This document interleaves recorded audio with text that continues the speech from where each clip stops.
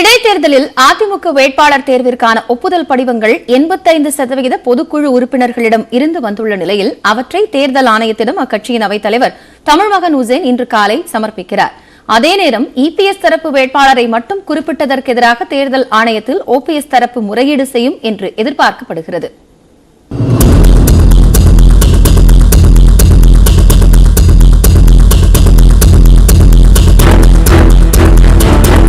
ஈரோடு கிழக்கு தொகுதி இடைத்தேர்தலில் அதிமுகவில் ஓபிஎஸ் மற்றும் இபிஎஸ் அணிகள் தனித்தனியாக வேட்பாளரை அறிவித்த நிலையில் வேட்பாளரை கட்சியின் பொதுக்குழுவே முடிவு செய்ய வேண்டும் என்று உச்சநீதிமன்றம் உத்தரவிட்டது.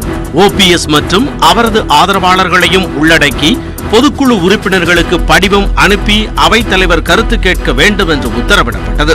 இதையடுத்து அதிமுக வேட்பாளர் தேர்வுக்கான ஒப்புதல் படிவங்களை செயற்குழு பொதுக்குழு உறுப்பினர்களுக்கு அவைத்தலைவர் தமிழ்மகன் உசேன் அனுப்பி வைத்தார். ஓ பன்னீர்செல்வம் மற்றும் அவரது ஆதரவு பொதுக்குழு உறுப்பினர்களான வைத்திலிங்கம், மனோஜ் பாண்டியன் உள்ளிட்டோருக்கும் அனுப்பப்பட்டது. அதில் எடப்பாடி பழனிசாமி முன்மொழிந்துள்ள தென்னரசுவை வேட்பாளராக தேர்ந்தெடுக்க சம்மதம் எனில் ஒப்புதல் அளிக்கிறேன் என்று அந்த கடிதத்தில் இணைக்கப்பட்டுள்ள வாக்குச்சீட்டில் வாக்களிக்குமாறு கேட்டுக் கொள்ளப்பட்டது. தங்களின் விருப்பம் வேறொரு வேட்பாளர் எனில் அதை வாக்குச்சீட்டில் குறிப்பிட்டுள்ள இடத்தில் தெரிவிக்க வேண்டும் என்றும் அறிவுறுத்தப்பட்டது. இது தொடர்பாக ஓ பன்னீர்செல்வம் இல்லத்தில் அவரது ஆதரவாளர்களான வைத்திலிங்கம், பன்ருட்டி ராமச்சந்திரன் உள்ளிட்டோர் ஆலோசனை நடத்தினர். பின்னர் கூட்டாக செய்தியாளர்களை சந்தித்த அவர்கள் எடப்பாடி தரப்பைச் சேர்ந்த தென்னரசுவை மட்டும் வேட்பாளராக முன்மொழிந்துள்ளதற்கு எதிர்ப்பு தெரிவித்தனர். தங்களது தரப்பைச் சேர்ந்த செந்தில் முருகனின் பெயரை குறிப்பிடவில்லை என்றும் குற்றம் சாட்டினர். அவைத்தலைவர் திரு தமிழ்மகன் உசேன் அவர்கள் நடுநிலை தவறியது, உச்சநீதிமன்றத்தால் நியமிக்கப்பட்ட பொறுப்பாளர் என்ற பதவியையும் அறவே புறக்கணித்துவிட்டு எடப்பாடி பிரிவினின் முகவராகவே இயங்கியிருக்கிறார்.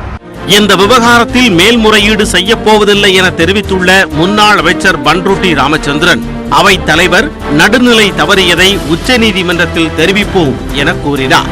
முன்னதாக சென்னையில் செய்தியாளர்களிடம் பேசிய முன்னாள் அமைச்சர் ஜெயக்குமார், அதிமுக வேட்பாளர் தேர்வு விவகாரத்தில் முறையாக உச்சநீதிமன்ற உத்தரவை பின்பற்றி உள்ளதாக கூறினார். ஓபிஎஸ் தரப்புக்கு ஸ்பீட் போஸ்ட் அனுப்பியாச்சு. அதே போன்று கழகத்தினுடைய அவைத்தலைவர் திரு தமிழ்மகன் உசேனுடைய வாட்ஸ்அப்ல இருந்து மெசேஜ் கொடுத்தாச்சு. அதே போன்று அவருடைய இமெயிலிருந்து மெசேஜ் கொடுத்தாச்சு.